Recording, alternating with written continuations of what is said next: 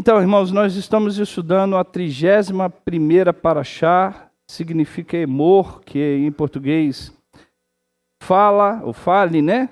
Essa Parashá se encontra em Levítico, no capítulo 21, do verso 1 até o capítulo 24, verso 23. Nós temos a porção dos profetas, que está a leitura em Ezequiel, capítulo 44, verso 15 até o verso 31.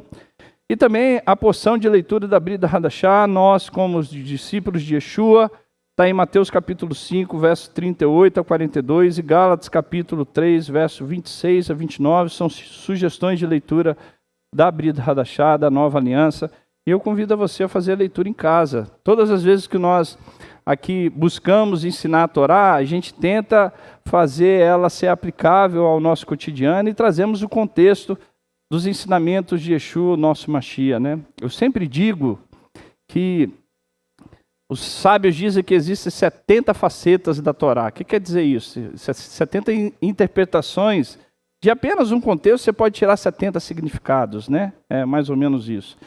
E eu acredito plenamente, né? Porque existe uma história na literatura judaica que quando a Torá está sendo dada, havia os 70 anjos que representavam as 70 nações, e que a Torá foi traduzida em cada linguagem, representando o desejo do Eterno que todos conhecessem a sua santa palavra.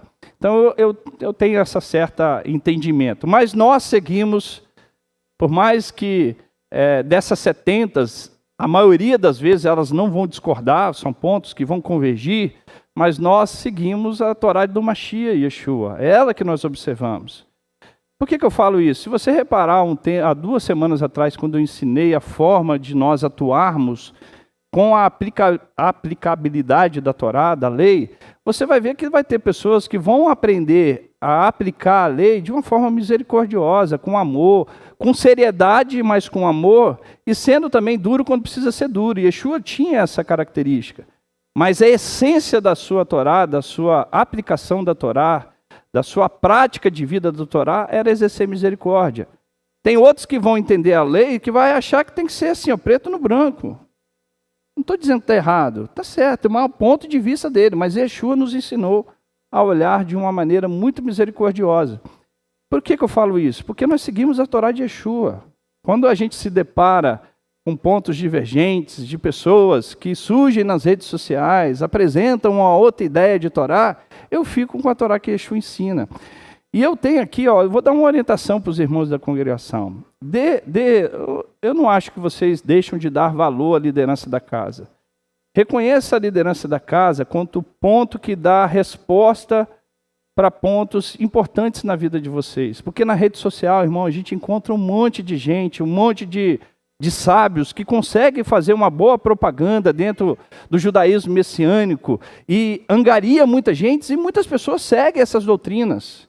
Esses dias mesmo eu vi uma mulher compartilhando, falando que Yeshua não tinha nenhuma associação com Peça, com o Cordeiro de Peça, e lá na rede social dela, que era quase 1 milhão de pessoas, mais de meio milhão de pessoas que acompanha, eu já falei, esse é o ponto que eu falo, rapidinho já começa a negar Yeshua. Não deu nem um mês, já mandou uma mensagem que não crê mais. Cuidado com essas fontes, vocês precisam nutrir com a palavra de Hashem, e a Torá de Yeshua é a nossa verdade. Tirar Yeshua da Torá para nós é você continuar com um odre antigo que ao se deparar com um vinho novo ele vai romper. Nós queremos com que esse odre antigo não deixe de existir, ele é importante, mas ele venha se adequar e ficar ainda melhor para o vinho novo, que são as palavras de Yeshua. Então, se apegue nisso, tá? Então, quando a gente sempre estuda aqui a Torá, o ponto que a gente busca é os ensinamentos que Yeshua trouxe na Brida Hadashah. Ele é a pedra fundamental, a pedra angular dessa comunidade, e nós não abrimos mão dela. Bom? Então, Levítico capítulo 21 até o capítulo 24, verso 23, é a 31ª Parashá, Emor, que significa fala. Eu convido você a fazer a leitura de Levítico capítulo 21, verso 1 a 6, porque é o ponto que eu vou aqui tratar com vocês. Eu ia ensinar isso na última porção, mas pelo tempo eu deixei em outro momento, e eu acho que um momento muito oportuno, porque está falando do mesmo tema. Diz assim, ó: depois disso o Eterno a Moisés fala aos sacerdotes, filho de Arão, e diga-lhes: o sacerdote não se contaminará por causa de um morto entre o seu povo, salvo por seu parente mais chegado, por sua mãe, e por seu pai, por seu filho, por sua filha, e por seu irmão, e por sua irmã virgem, chegada a ele, que ainda não teve marido, por ela também se contaminará. Ele, sendo principal entre o seu povo, não se contaminará, pois que se profanaria. Não farão calva na sua cabeça, e não raparão as extremidades da sua barba, nem darão golpes na sua carne. Santos serão o seu Deus, e não profanarão o nome do Senhor teu Deus, porque oferece as ofertas queimadas do Senhor, e o pão do seu Deus, portanto, serão santos. Irmãos, uma coisa que precisa ficar muito claro quando a gente estuda a Torá, que é super importante você pegar temas que a Torá fala para um determinado grupo e você tentar se encaixar naquela orientação, naquele mandamento dado a esse determinado grupo. Mas você não pode fazer disso um mandamento. Por que você não pode fazer um mandamento? Porque a Torá, ela fala de um aspecto de diferenciação dependendo da responsabilidade que você obtém. Então, assim, ó, é lógico que nós temos um modelo, o sumo sacerdote era um modelo de vida para o judeu. O nosso sumo sacerdote Yeshua, ele é um modelo para nós de vida, de comportamento, de como agir. Mas você não pode achar que todos os aspectos da vida desse modelo eu preciso encaixar na minha vida. Você pode pegar os princípios, você pode pegar os ensinamentos que estão por trás. Mas cuidado com você achar que isso é uma regra geral. Isso é preocupante. E você precisa entender essa aplicação, porque senão você vai achar que tudo está dentro do mesmo pacote e aí vira uma confusão para dentro da comunidade. Então, existem pessoas dentro da Torá, existem funções dentro da Torá que requer uma característica muito especial para aquela função e vai exigir mais dele um nível de santidade maior. É o caso do sacerdote. O sacerdote, pela sua exigência, pela sua função, pela sua ministração, por estar sempre tendo uma escala para trabalhar no serviço a Hashem, ele tinha exigências muito maiores do que um judeu comum, um israelita comum. E você precisa entender que essa característica especial é dada a ele. Então, aqui você percebe já uma diferenciação, onde o sacerdote ele não poderia ter um contato com o morto, salvo se fosse um parente muito próximo. E o sumo sacerdote, nem um parente muito próximo, ele tinha esse privilégio. Então perceba, o sacerdote não precisava pegar a função que competia só ao sumo sacerdote. E o israelita não precisava pegar a função que pertencia só ao sacerdote e ao sumo sacerdote. Essa exigência estava sobre eles. É lógico que tem um princípio por trás, quando o Eterno impede eles de terem contato com o morto. Eu vou te ensinar um pouquinho mais à frente. Mas era uma exigência dada a ele. E você precisa entender que isso está presente dentro do contexto judaico, seja na Torá, seja nos profetas, seja na Brida Hadashah. Você quer ver um exemplo? Você quer ver um exemplo? Veio aqui na minha cabeça agora, eu não lembro onde está. Se você quiser procurar, você depois me fala aqui para eu citar onde está esse texto. Chega uma pessoa e fala assim: Senhor, deseja te seguir. Yeshua diz: vem, me segue. Aí ele fala: não, eu quero enterrar o meu pai. Que expressão é essa? Yeshua diz assim: deixe os mortos enterrarem os seus mortos. Você acha que Yeshua era contrário a um filho visitar o pai e honrar o pai no momento que ele estava sepultando o seu pai? Você acha que Yeshua era contrário a isso? É evidente que não. Yeshua tinha um ministério e ele tinha uma responsabilidade no seu ministério, onde aquele jovem ali, aquela pessoa que se propôs seguir a ele, Yeshua aceitou. Essa pessoa recebeu o chamado ou foi aceito, assim como Pedro, assim como Paulo, assim como João, assim como Filipe, receberam. Para a sua função que eu estou te chamando, eu vou te exigir tal tempo, e eu não posso esperar o seu tempo, porque, Mateus 8, você vai perceber que o ministério de Yeshua, ele era urgente, dependia para aquela situação e para aquele chamado daquela pessoa, ele precisava abrir mão daquilo. Mas Yeshua jamais era contrário a um filho sepultar o pai, de maneira nenhuma. E ele recebeu um chamado que nem todos receberam. Não acha que todos os discípulos de Yeshua seguiam Yeshua conforme seguiram os 12. Eram exigidos deles conforme foram exigidos para os 12. Tiveram que abster de coisas como foram necessários para os 12 se abster de momentos com a família, de momentos de confraternização, porque para eles a obra era muito mais exigida. E a gente precisa compreender isso.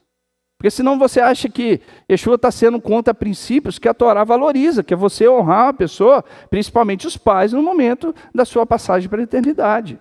Então entenda, irmãos, essa aplicação na lei, ela é super importante. Não ache que a coisa é só literal, de você ali ler e falou, acabou. Então está aqui, ó, a Torá está exigindo do sacerdote uma necessidade para que ele venha abster do contato do morto. Outra coisa também que era exigido, um sacerdote que tivesse aqui uma deficiência física. As pessoas falam, nossa, que preconceituosa a Torá. Uma pessoa que tem um problema, um defeito físico, ela não pode assumir um serviço no templo. Por que você acha que a Torá estabelece isso, irmão? Qual é o princípio que está por trás? É por causa do defeito da pessoa? Não, é porque a função sacerdotal exige muito da pessoa. E uma pessoa, devido a alguma ausência de atributos para a função, a Torá está prevenindo a ela para que ela não seja prejudicada naquilo. Tanto que isso era verdade, que essa pessoa não poderia fazer a atividade no templo, mas ela poderia comer da oferta, que era só para o sacerdote. Ela poderia comer do pão, que era só para o sacerdote. A função sacerdotal estava sobre ela, ou o chamado sacerdotal estava sobre ela, mas para preveni-la da situação da exposição, do excesso do trabalho, que não era fácil, de responsabilidade, a Torá pede para que ele se abstenha naquele caso. É semelhante aqui num caso da polícia militar, o corpo de bombeiro. Imagina uma pessoa que tem uma deficiência na perna. Ele pode ser bombeiro? Pode ser. Eu acredito que sim. Não pode? No caso do bombeiro, não pode. Na polícia militar, por exemplo, se ele tiver alguma... Ele pode ter alguma deficiência, mas dependendo do trabalho, ele não vai poder exercer. Então, já que você tem essa situação, ao invés de fazer um trabalho na rua, faça um trabalho administrativo. Faça um trabalho administrativo. E por que talvez o bombeiro não permite? Porque a exigência do trabalho vai prejudicar a pessoa em situações extremas de perigo. E a vida dela vai estar em jogo. Então, acontece. Perceba que a punição do bombeiro aqui não é que ser preconceituoso com a pessoa que tem uma deficiência numa perna. É preveni-la pela atividade perigosa que exige agilidade, ela está sendo prevenida. Então, assim, a Torá tem um princípio por trás que você precisa se encaixar, tá bom? Você precisa se adequar. Então, vamos lá, ó. O que eu quero ensinar aqui que é super relevante? Primeiro, é o contexto da gente entender o que significa impureza ritual, chamada de tumá, e pecado. Às vezes a gente acha que essas situações são as mesmas coisas, e não são. Vou te dar um exemplo, como que a maioria das pessoas pensam que isso é uma verdade. Uma vez uma pessoa veio questionar para mim que havia uma falha na Brit Hadashah comparado com o que estava escrito no Taná, né? Ela falou assim, aqui Rocha, ó, como que você me explica isso aqui? A Brit Hadashah diz que Yeshua não cometeu pecado. A mulher com fluxo de sangue encostou nele. Então ele cometeu pecado. Yeshua encostou numa pessoa leprosa. Então ele cometeu pecado. Está vendo? A associação que ela faz, que impureza ritual e pecado são as mesmas coisas. Eu vou te ensinar aqui que esse conceito é diferente.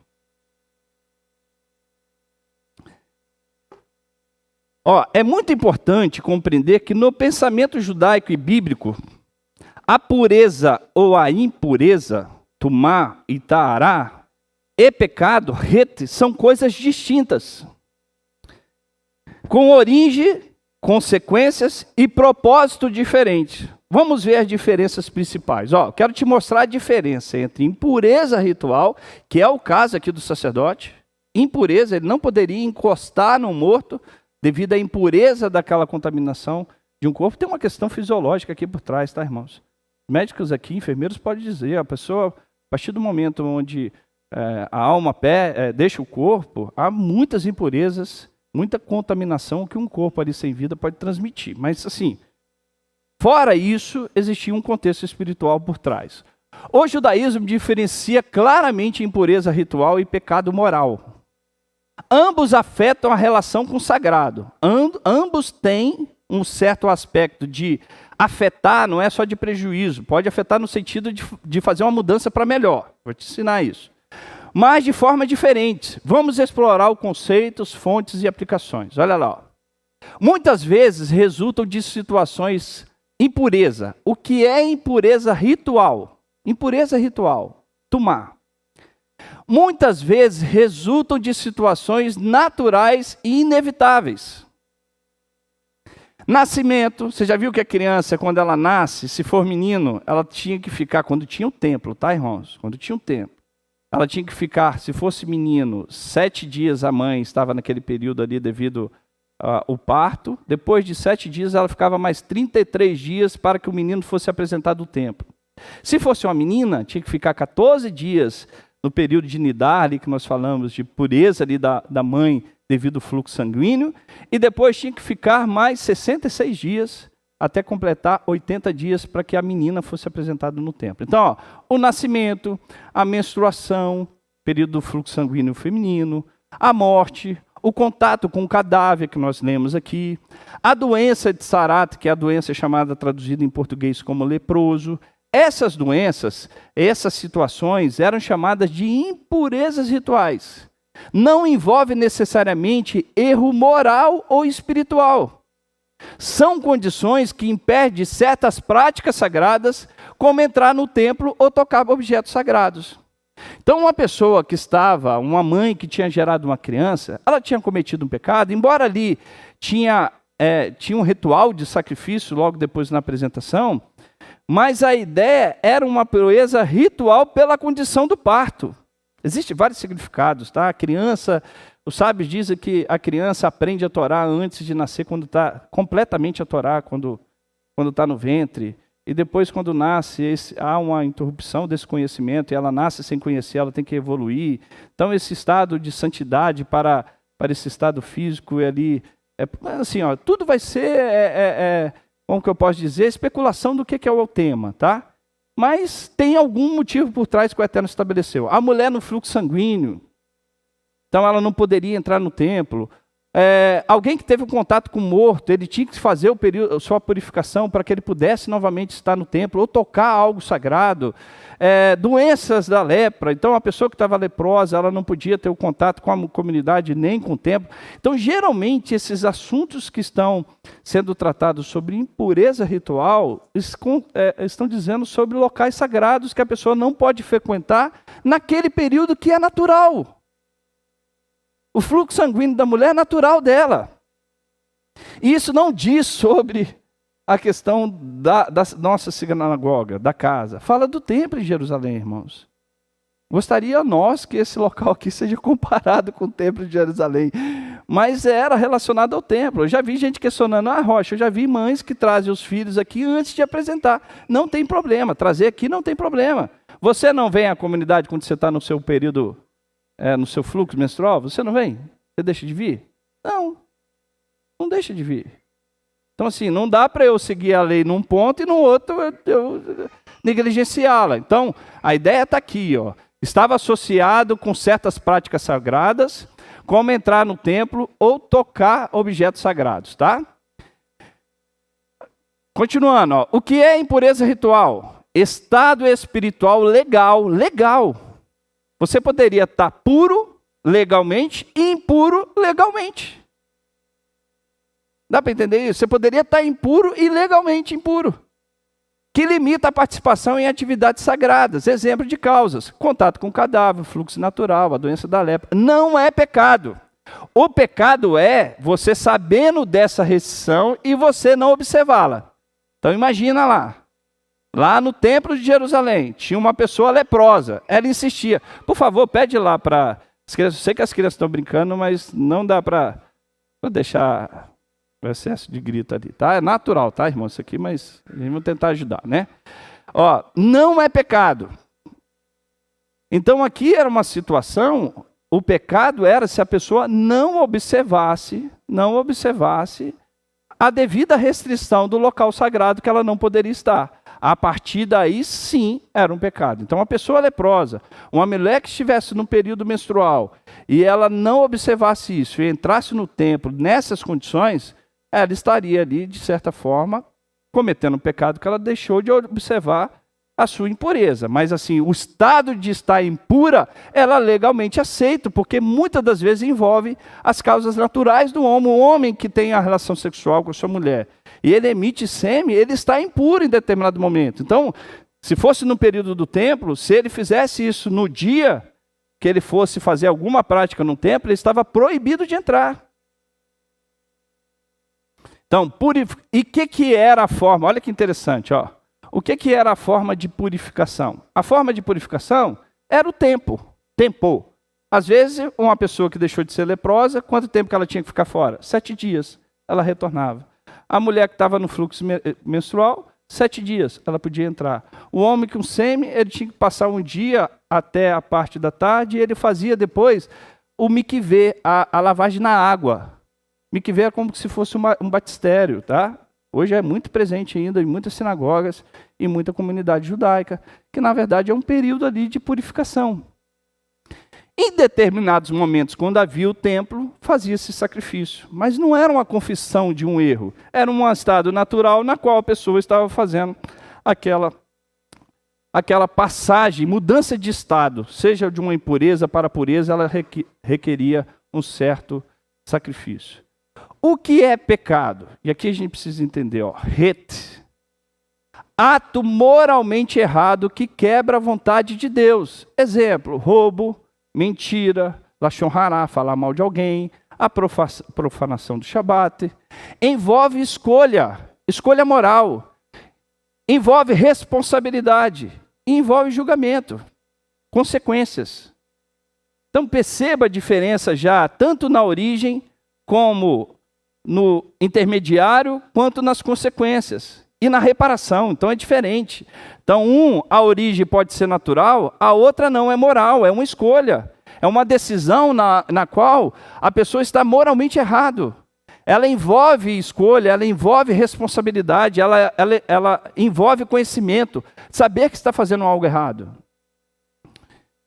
Exige aí, como que é a reparação? Exige arrependimento, techuvá, a expressão, presta atenção aqui, irmãos, ó, isso aqui é super relevante. Eu acho que foi o professor Lucas já ensinou isso aqui há um tempo. Eu acho que depois a gente pode entrar com isso aqui com maior detalhe.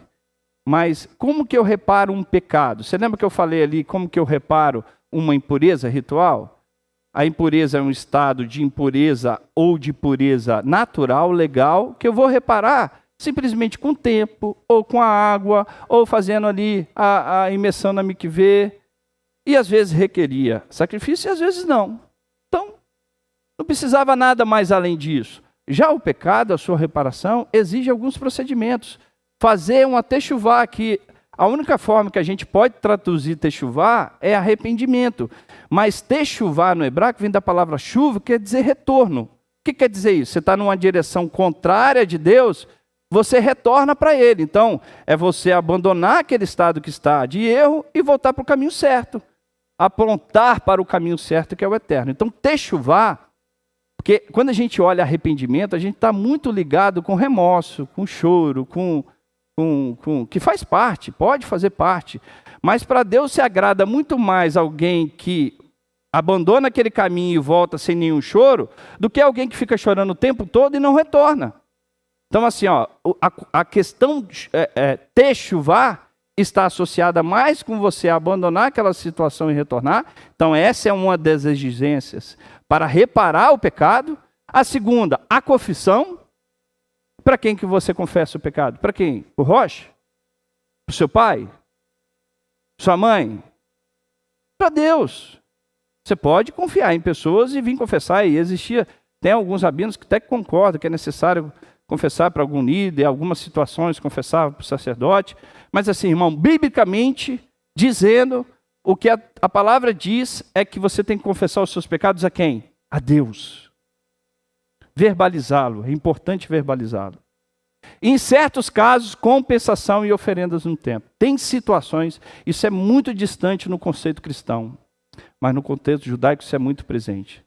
Tem certas situações que não adianta a techuvá, não adianta o arrependimento, não adianta a confissão se você não fizer a reparação. Não adianta se você não fizer a reparação. Então eu roubei algo do Sandro, tirei um valor do Sandro. Vou lá, eu confessei para Deus. Eu lembro uma vez que eu vendi um relógio para um amigo meu querido, nunca pagou esse relógio, até hoje, não quer de volta não. Se ele viesse, falou, já está reparado. Aí passou um tempo, ele me pediu perdão, eu falei, está perdoado, meu amado. Ele poderia, cadê o dinheiro? Não falei não, porque já estava bem de vida. Mas mesmo se eu não tivesse, eu acho que eu teria liberado. Mas assim, pede o perdão, mas faça a reparação daquilo que foi dado, daquilo que foi furtado.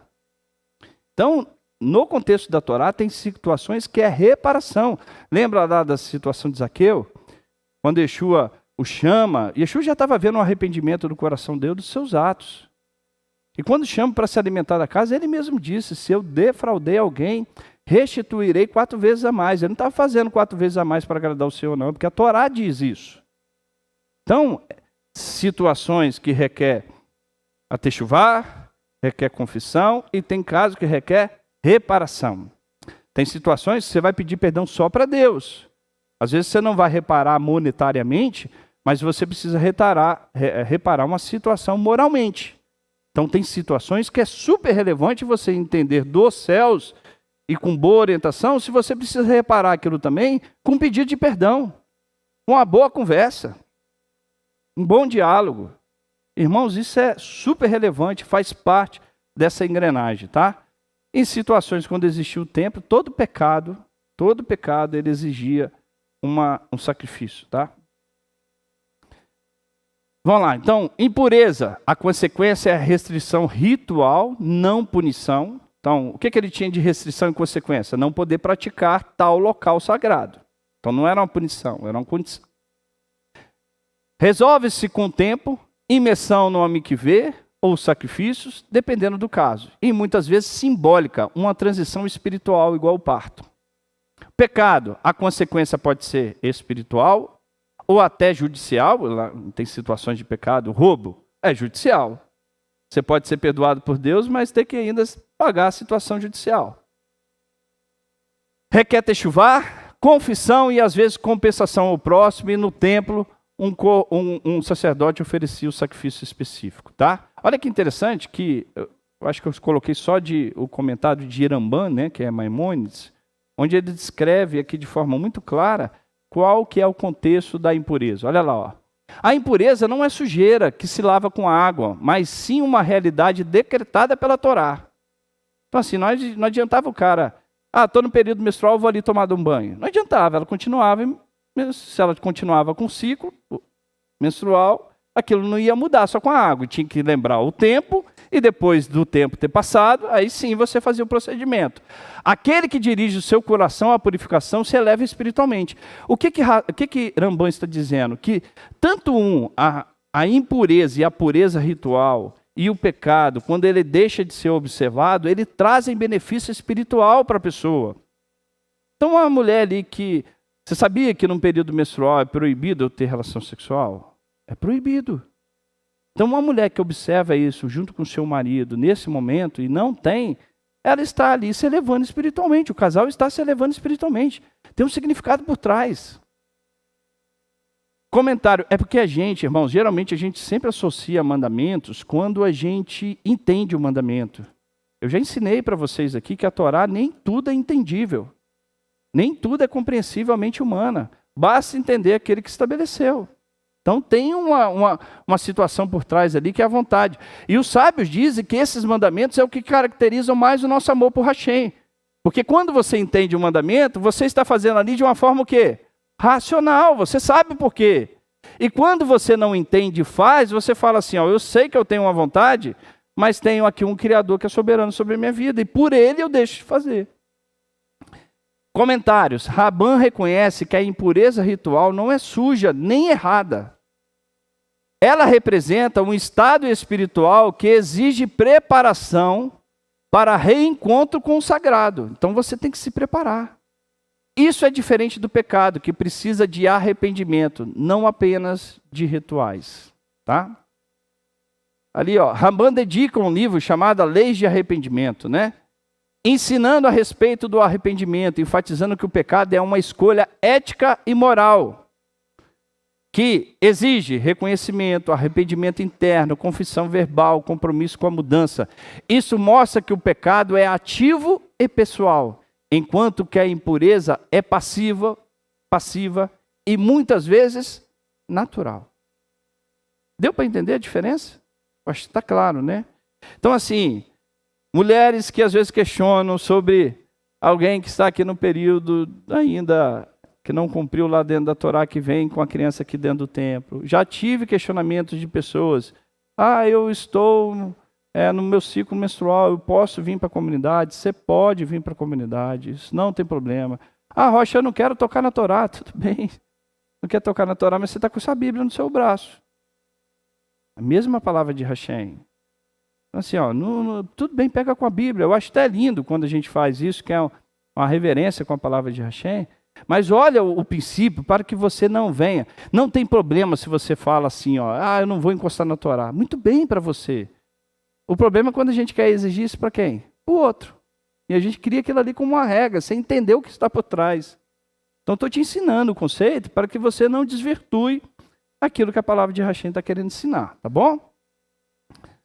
Vamos lá, deixa eu ver se eu passo aqui. O exemplo aqui da mulher, agora você entende a questão de Yeshua e a mulher do fluxo de sangue? Quando ela encosta nele? Ele cometeu pecado? Não. Ele ficou em pecado, né? Cometeu, é evidente que não. Ele ficou em pecado? É evidente que não. Teve uma impureza ritual ali, de fato, se ela com fluxo de sangue, ele sabendo disso, ela encosta nele, é evidente que Yeshua, ao entrar no templo, ele ia se precaver e esperar o tempo devido para que assim fizesse. Ele encostou em pessoa leprosa? Encostou. Se ele fosse entrar dentro do templo, ele ia cumprir as leis rituais para que ali ele estivesse. Tanto isso é verdade que quando ele cura o leproso, o que ele fala para o leproso fazer? O que ele fala para o leproso fazer? Vai ao sacerdote e se apresenta a ele.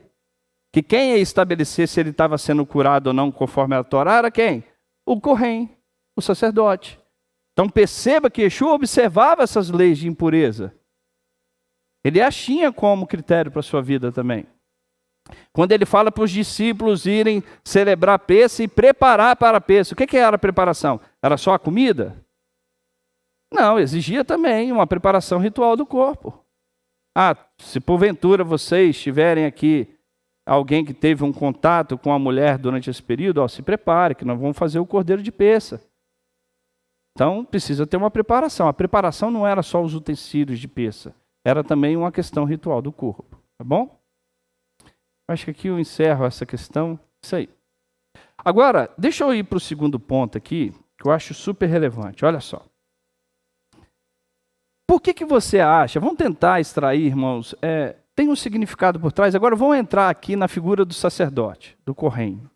Por que você acha que a Torá proibiu o sacerdote de ter contato com alguém morto? Era só a impureza física? Então, será que Deus está distinguindo que só o sacerdote não pode pegar a doença e o outro pode? Eu não acho que é só esse significado, né? Tem um sentido por trás que a função sacerdotal precisa carregar sempre, em todos os momentos, e não é fácil. E o Eterno está querendo ensinar isso para o sacerdote. Qual que é o sentido que está por trás que um luto impede o sacerdote de ali observar aquela cerimônia de passagem de uma vida física e de uma morte? O que vocês acham que está por trás? É isso que a gente precisa extrair. Aqui eu acho que é para todos. Aqui eu entendo que todos precisamos tentar observar esse princípio que os sábios também dizem que está por trás dessa proibição. Olha de novo, vou ler o texto. Levítico 21, verso 1 e 2. Depois disse o Senhor a Moisés: fala aos sacerdotes, filhos de Arão, e diga-lhes: o sacerdote não se contaminará por causa de um morto entre o seu povo, salvo por um parente mais chegado, por sua mãe, por seu pai, por seu filho, por sua filha e por seu irmão.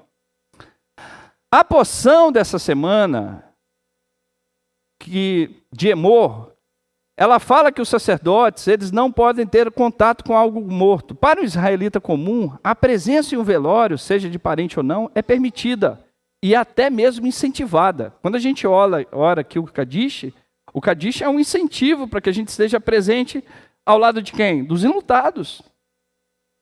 Quando você vai lá em Jerusalém, Israel, não só em Jerusalém, em Israel também, todo cemitério, os judeus eles têm um período, até um ano, mas na primeira semana isso é mais presente ainda. Você vai ver muitos judeus fazendo oração dentro do cemitério, tá? Junto com a família do enlutado, principalmente dos parentes mais chegados. Tá? É uma mitzvah das mitzvah. Quando você pega lá que você tenta escalonar os mandamentos, estar presente no casamento é um deles que está ali entre os principais, e você está presente junto com os enlutados nesse momento de luto. Então a Torá incentiva, tá? Mas por que o sacerdote não tinha, seja por um parente ou não? É permitida até mesmo incentivada pelo judaísmo em ajuda aos enlutados. Os sacerdotes recebiam pela Torá um salvo-conduto, apenas nas mortes dos sacerdotes mais chegados, como pai, mãe, irmãos e filhos. Para os demais casos de falecimento, não. A presença do sacerdote que ministrava no templo era proibida. Mas qual seria o motivo original dessa proibição? Por que um sacerdote não pode ter contato com o morto em geral? O primeiro motivo é técnico, que eu te falei sobre aquela questão da impureza. O segundo motivo estava atrelado à função sacerdotal. O que o sacerdote precisa trazer? O que o sacerdote traz? Vida. A essência da sua mensagem e do seu proceder é o quê? Promulgar a vida, promulgar a alegria, promulgar um bom ânimo, promulgar a esperança para o dia amanhã, promulgar que esses dias atuais, o luto, por mais que ele seja dolorido, que ele seja muito difícil, há sempre esperança para o dia de amanhã. E que nós fomos criados à imagem e semelhança do Criador, à eternidade. A vida precisa estar presente, a alegria para o dia da manhã, independente que ocorra, precisa estar presente em nós. É como se fosse um exercício de Hashem, dizendo, não esqueça o chamado da sua função. E aqui está para nós o ensinamento. Não esqueçamos o chamado que recebemos do Eterno, que está lá do início da criação. Vós sois a minha imagem e semelhança. O que quer dizer que nós somos a imagem e semelhança de Deus? Criados para a eternidade, criados para amar a vida, criados para desejar a vida, criados para olhar a vida sempre com a esperança de que a gente pode vencer esse mundo. Irmão, se a gente não tem esse princípio por trás, possivelmente nós vamos sucumbir com as situações da vida. E eu vou te falar, eu sei que tem pessoas que têm doença sobre isso. Depressão da vida, isso é doença. Assim como é uma doença do coração, assim como que é uma doença, sei lá, várias doenças que a gente pode ter, uma doença pulmonar, uma doença do fígado, uma doença do estômago, uma doença da coluna, das articulações. Assim como uma doença, você precisa tratar se você tem uma depressão. Precisa tratar, buscar ajuda espiritual e também ajuda fisiológica, profissional, de pessoas que vão te ajudar a vencer isso. Mas tem pessoas que não têm a situação da doença, estão enfrentando situações de não querer continuar a vida. E a gente precisa olhar para as situações que nos ocorrem e entender que Deus nos ama. Ela está nos formando para algo melhor e eu preciso sempre ter o pensamento da vida comigo. Era isso que o sacerdote precisava carregar. Era esse conceito, você foi chamado para trazer vida. E olha como diz o texto, se você for comigo, lá em Malaquias capítulo 2, abre sua Bíblia, Malaquias capítulo 2, vai lá.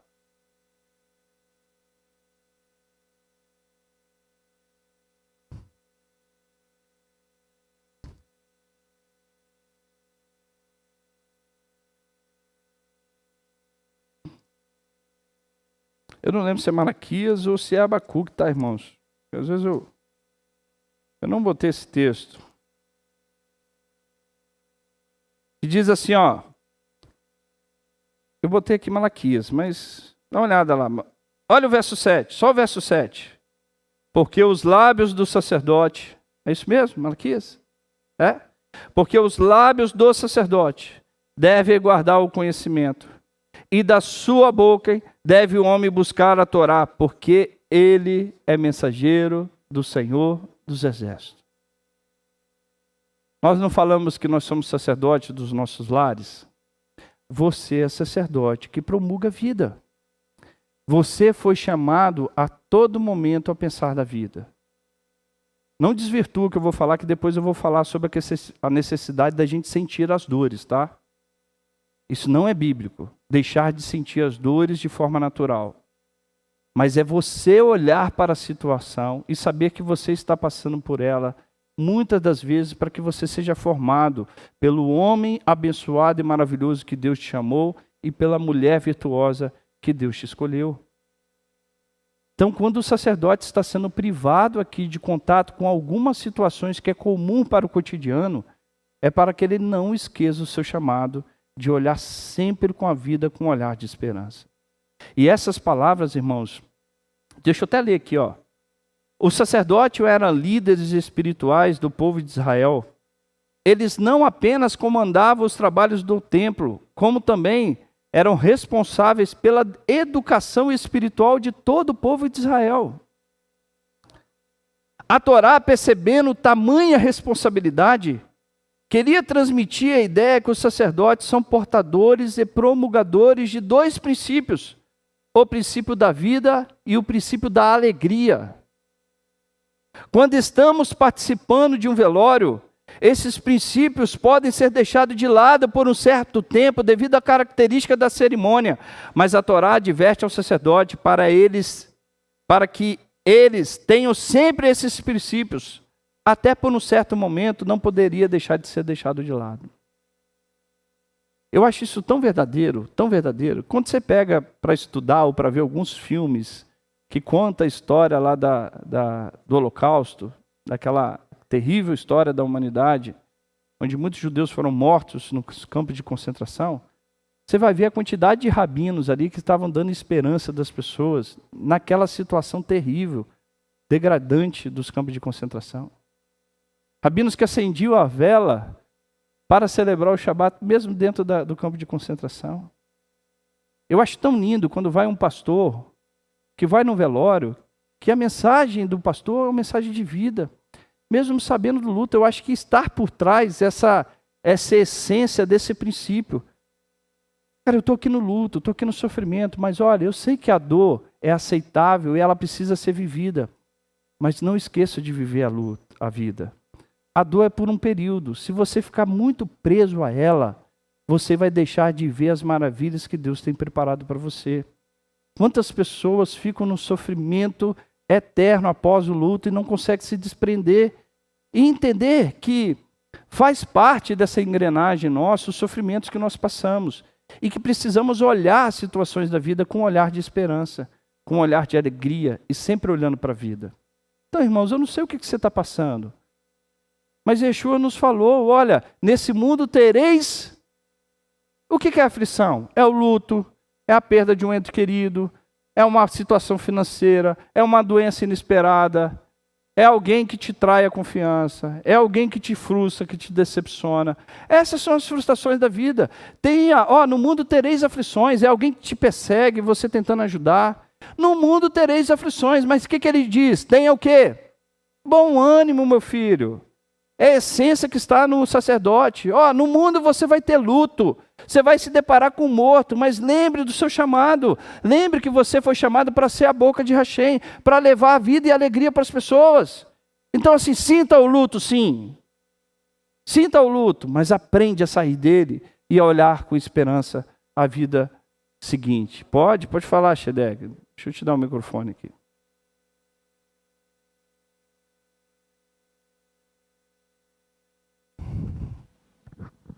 Dentro da medicina, a gente passa aproximadamente 1/3 do tempo treinando a respeito de precaução de contato com o paciente, pelo menos agora, nesses primeiros semestres. Eu vejo, sabe, Francisco, assim,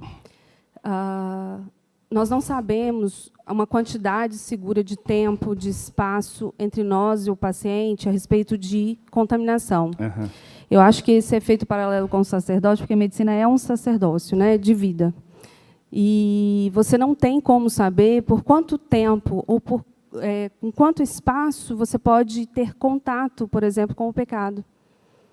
Então, eu acho que é um treinamento que o Eterno faz do você não pode tocar, você não pode ver, você não pode sentir.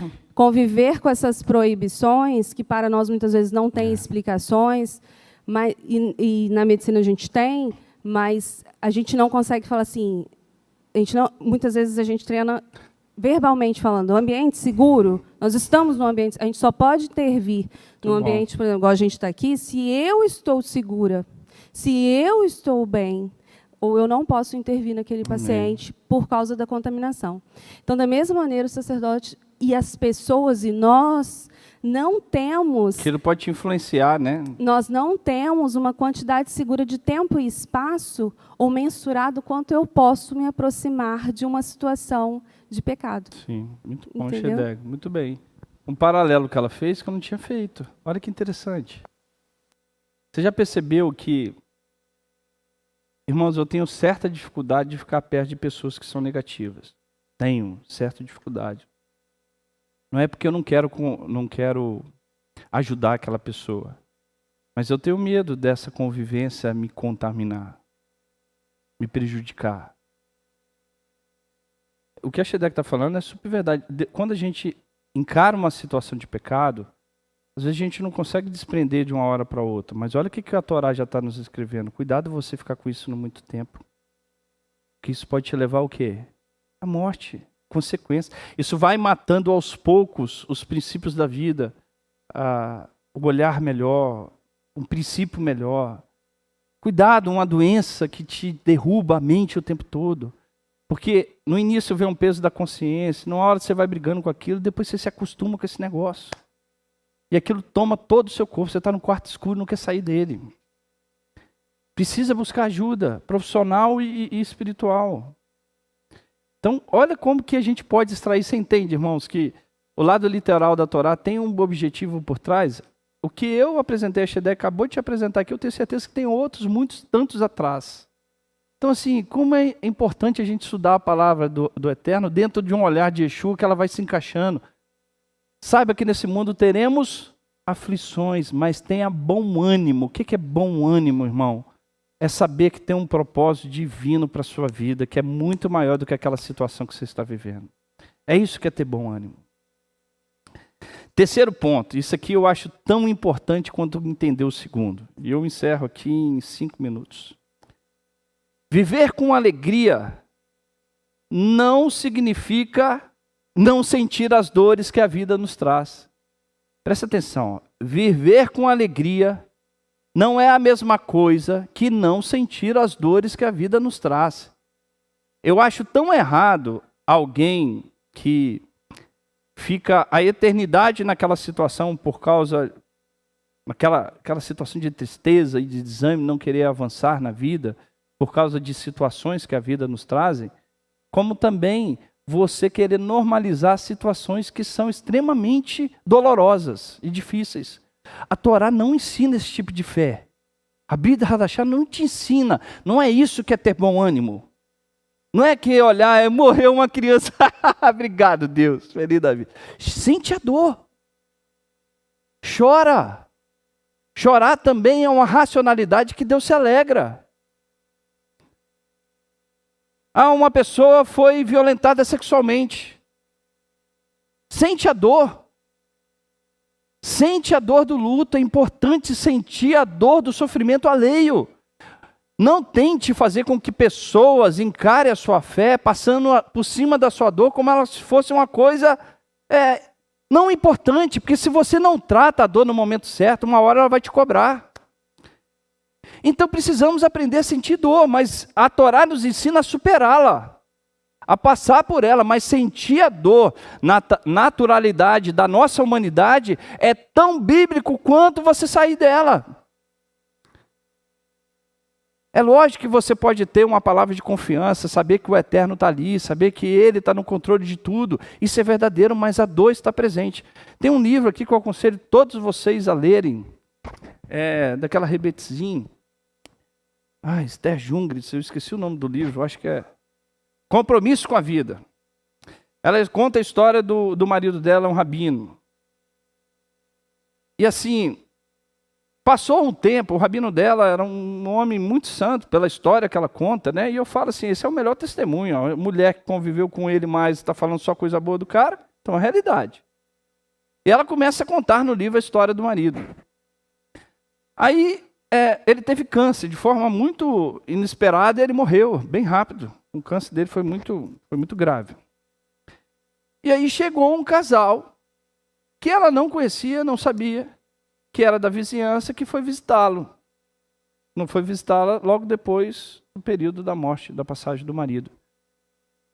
E ela falou assim, eu não poderia deixar, o casal que foi, o filho, não lembro muito bem dos personagens, mas praticamente é o que eu estou te relatando aqui. Ele chegou na casa da Esther Jung e foi consolá-la. Ele falou assim, eu não poderia deixar de vir aqui, porque seu marido foi muito importante no momento mais difícil da minha vida, que foi a perda de algum parente importante para essas pessoas. Não lembro qual era o parente. Aí Esther Jungres, sabendo das qualidades do marido, falou assim, poxa, e ela também era psicóloga, ela falou assim, deixa eu perguntar a eles, o que o meu marido falou para eu extrair de aprendizado, para poder utilizar na minha vida. Mas vem cá, o que o meu marido disse para vocês, se vocês têm tamanha gratidão para ele, relacionada a ele, sobre, naquele período do luto, o que ele disse a vocês? Conta para mim. Ela falou assim, nada. Ele só nos abraçou e chorou igual nós choramos. Ele sentiu a dor do meu luto. E eu me senti confortado com a dor que ele estava sentindo com o choro dele. Irmãos, olha que lindo. Eu sempre disse, falei isso na semana retrasada. Quando você não sabe o que dizer, as melhores palavras são silêncio. Sente a dor junto com a pessoa. Você chega lá, aí está lá, perdeu um ente querido, chega a falar assim, não, você precisa ter fé em Deus. Você precisa ter mais alegria nesses momentos. Por quê? Por que ter alegria nesses momentos? Chora com a pessoa. Você pode dizer, minha irmã, é dolorido, eu estou aqui sentindo a dor contigo, não perca a esperança que Deus está do teu lado, vamos sentir a dor junto, eu vou chorar junto contigo. É assim que vive o luto. É assim que vive as situações da vida. Vão ter momentos que nós vamos sentir dores e a gente precisa aprender a externá-la. Precisamos aprender a vivê-la para que a gente possa suplantá-las. Porque se a gente suprimi-las, se a gente só escondê-las, possivelmente ela vai sempre estar ali com a gente, porque a gente não colocou ela no devido instante, no devido lugar que deveria estar. Então coloca a dor naquele lugar, porque se ela estiver no lugar certo e você estiver com os princípios certos no teu coração, você vai saber superá-la e vai seguir sua vida. Eu quero ler aqui, sentir tristeza no luto é normal, sentir raiva e revolta em um roubo é normal, sentir raiva e revolta numa violência sexual é normal, numa violência contra a vida, é salutar e normal. O que não é normal, você ficar preso a esse sentimento, porque você não viveu de forma adequada e sem a devida reparação da justiça. Então sinta a dor, mas aprenda a superá-la. Irmãos, às vezes, eu tenho televisão, fiquei muito tempo sem televisão em casa, muito tempo. Depois eu botei a televisão em casa e só temos por causa das crianças. Eles ficam lá vendo os desenhos deles lá de vez em quando. Eu lembro que eu ficava muito vendo jornal. Muito vendo jornal. Aquilo trazia um peso. Eu não consigo imaginar o que um jornal traz de coisa boa hoje. Não consigo imaginar. Você imagina ficar vendo lá, eu vou citar o nome do apresentador aqui, mas toda hora falando de morte, falando de assassinato, falando de atropelamento, falando de injustiça, de roubo. Cara, aquilo vai te contaminando de um jeito. Eu não sei porque que as pessoas ficam presas nesse negócio. Aí você vai em site de fofoca, vendo jornal, eu não sei nem como o nome que dá, aquele Léo Dias, só falando da vida dos outros. O que você acha que aquilo vai te ajudar, irmãos? Quando você fica vendo alguém, Sônia Abrão, só falando da vida dos outros. O que você acha que vai acontecer contigo? só ouvindo alguém falando da vida dos outros, o que você acha que você vai fazer? Vai falar só da vida dos outros. Você entende? A gente precisa aprender a tirar essas coisas que influenciam nossas vidas, porque isso trazem, de fato, as palavras têm poder, irmãos, não só as que pronunciamos, mas as que ouvimos. E isso vai moldando o nosso caráter. Por que a Torá fala que eu devo comer certo tipo de animal? Você já reparou que os animais que a Torá te permite comer são animais que têm características mais mansas? O jacaré é proibido, o leão é proibido, a águia é proibida, que é um animal de... Esses animais que têm um outro aspecto, tá, irmãos? Eu sei que aqui tem um aspecto muito místico na Torá, mas assim, querendo ou não, essas coisas fazem parte da sua essência. Ó, você pega, eu li isso, um artigo falando das características dos psicopatas. A maioria deles, antes de matar pessoas, mata o quê? Animais. Pego e fazem uma maldade com animais o tempo todo. Percebe? Essas coisas vão contaminando e os graus das situações vão se tornando cada vez mais difíceis. Eu lembro aqui, só para encerrar, a situação de José, né? Abre a sua Bíblia lá e vamos encerrar com esse texto. Pode ficar de pé. Vamos lá, vamos ler juntos. Que eu falo aqui, ó, é importante sentir a dor, mas é importante você ter esperança no mundo vindouro, nas palavras de vida, nas palavras de alegria, porque é assim que se comporta. Olha aqui a situação de José. Gênesis capítulo 50, todo mundo sabe da história de José, preciso contar para vocês, né? Da traição com seus irmãos e assim por diante, ser vendido, ter ficado longe da sua família. Verso 14, até o verso 21. Depois de haver sepultado seu pai, voltou José para o Egito, ele e seus irmãos, e todos que eles subiram a sepultar seu pai.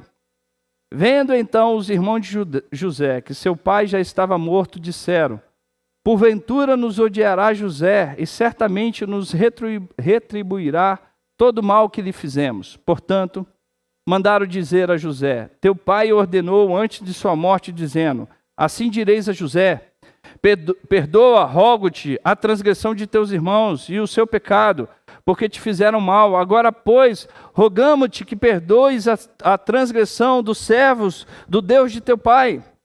E José chorou quando eles lhe falavam. Eu imagino que vê a dor, a lembrança ainda daquele sofrimento que ele teve, mas ao mesmo tempo a tristeza de saber o sentimento que seus irmãos tinham para com ele, ou as expectativas que os seus irmãos tinham para com ele, né? Depois vieram também seus irmãos, prostraram-se diante dele e disseram: eis-nos aqui por seus servos. E José lhe disse: não temais, meus irmãos, porventura estou eu em lugar de Deus? Vós bem tentaste maus contra mim. Ele falou, ele passou pano quente no negócio? Não, vocês fizeram mal contra mim. Vocês traíram, vocês me causaram dor. Porventura Deus o intentou para o bem, para fazer como se vê neste dia, para conservar muita gente com vida. Agora, pois, não temais, meus irmãos. Eu vos sustentarei a vós e aos vossos filhos. Assim os consolou e falou segundo o coração deles. Só faz isso quem sabe viver a dor no momento certo. Se ele estivesse passando pano quente ali na situação, possivelmente a situação ia perpetuar até a morte deles.